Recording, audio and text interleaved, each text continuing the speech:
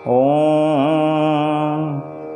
राम रामेति रामेति रमे रामे मनोरमे सहस्रनाम तत्तुल्यं राम नाम वरानने। मित्रों, आप सबका स्वागत है अपने इस YouTube चैनल पर। आप सबका प्रेम और सहयोग अब तक जैसा मिल रहा है, इसको आगे भी ऐसे ही बरकरार रखिएगा। आज भाद्रपद शुक्ल पक्ष चतुर्दशी उपरांत पूर्णिमा की तिथि, तो आज पूर्णिमा का व्रत किया जाएगा। कल स्नान दान की पूर्णिमा प्रातः, तो स्नान दान कल किया जाएगा। तो कल से ही यह महालया पार्वण श्राद्ध प्रारंभ हो रहे हैं, अर्थात पितृपक्ष आश्विन कृष्ण पक्ष प्रतिपदा से लेकर जो आगे पर्यंत आश्विन कृष्ण अमावस्या तक मनाया जाता है। पितरों के प्रति श्रद्धा को अर्पित करने वाला यह श्राद्ध कर्म, जिसको हम पितृपक्ष के नाम से जानते हैं, तो श्रद्धा पूर्वक किया हुआ कर्म पितरों को प्राप्त होता है, ऐसे हमारे शास्त्रों की मान्यता है। और शास्त्र कहते हैं श्रद्धाम दीयते इति श्राद्धः, कि श्रद्धा के अनुसार किया हुआ प्रत्येक कर्म श्राद्ध है। तो अपने पितरों के प्रति, अपने पूर्वजों के प्रति कृतज्ञता प्रकट करने का यह समय है। प्रकृति से प्रेम करने का अनुपम समय है। अब देखिए, जितने भी हमारे पर्व हैं, त्यौहार हैं, कोई भी चीज़ है, सब प्रकृति से जुड़ा हुआ है। हमारे ऋषि मुनियों ने इतने अनुसंधान करने के पश्चात यह सब निश्चय किया कि कौन सा पर्व कब मनाया जाएगा, कौन सा पर्व कब मनाया जाएगा। तो इसके पीछे बहुत बड़ा वैज्ञानिक कारण भी है। हमारे ऋषि मुनि आज का विज्ञान से बहुत उच्च विज्ञान उस समय का था, जिस समय इन सब चीज़ों का निर्धारण किया गया।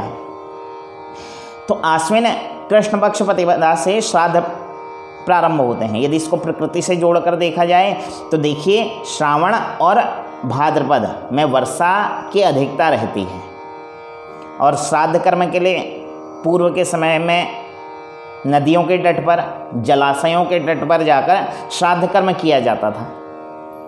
तो उसके पश्चात जो वह अन्न भोजन आदि है, उसको जल में प्रवाहित किया जाता था। कारण इसका यह था कि वर्षा की अधिकता के कारण जल में जितने भी अन्न पदार्थ, भोजन पदार्थ था, वह बह जाता था, तो जलीय जीव जंतुओं की रक्षा हो सके। इस कारण इन तिथियों में यह श्राद्ध पक्ष प्रारंभ किया गया। प्रकृति से प्रेम, यह विशेष ध्यान दिया हमारे पूर्वजों ने। प्रकृति का दोहन अत्यधिक ना हो, क्योंकि अति किसी भी चीज़ की अच्छी नहीं होती।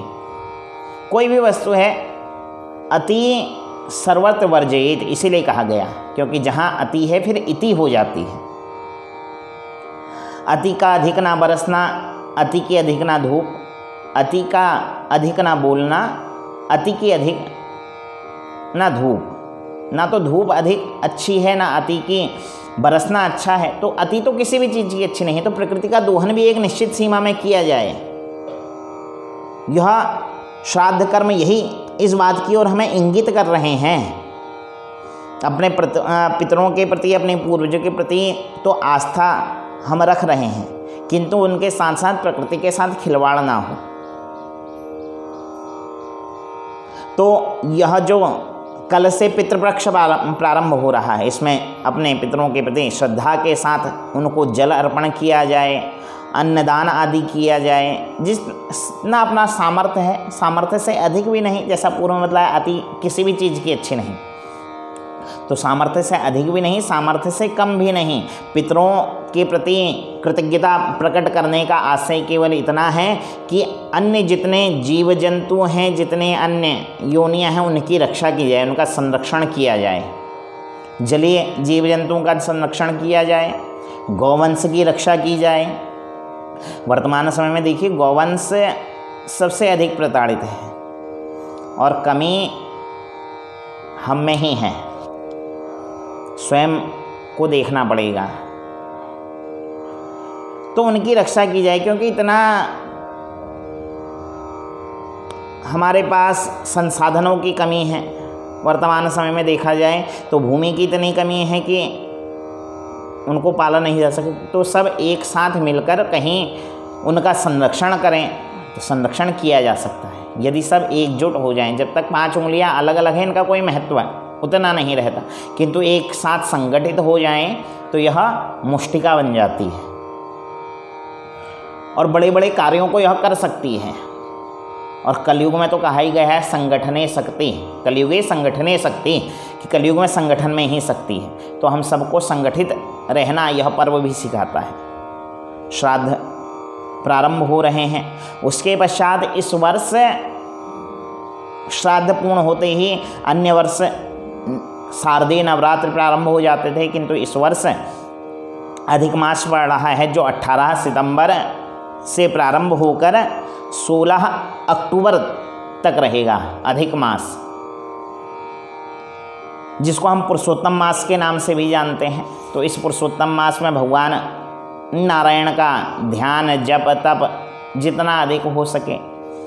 और उसके पश्चात 17 अक्टूबर से शारदीय नवरात्र प्रारंभ हो रहे हैं। तो यह जो श्राद्ध की निर्धारण है इसमें बतलाया गया कि प्रतिपदा से लेकर अमावस्या तक यह 15 दिन और एक पूर्णमासी, इन तिथियों को मिलाकर 16 श्राद्धों का निश्चय किया गया कि इन 16 श्राद्धों को किया जाए, जिसकी जो तिथि है उस तिथि में पार्वण श्राद्ध किया जाए। महिलाओं के लिए विशेष नवमी तिथि इसमें विशिष्ट बतलाई गई, तो नवमी तिथि को महिलाओं का श्राद्ध किया जाए।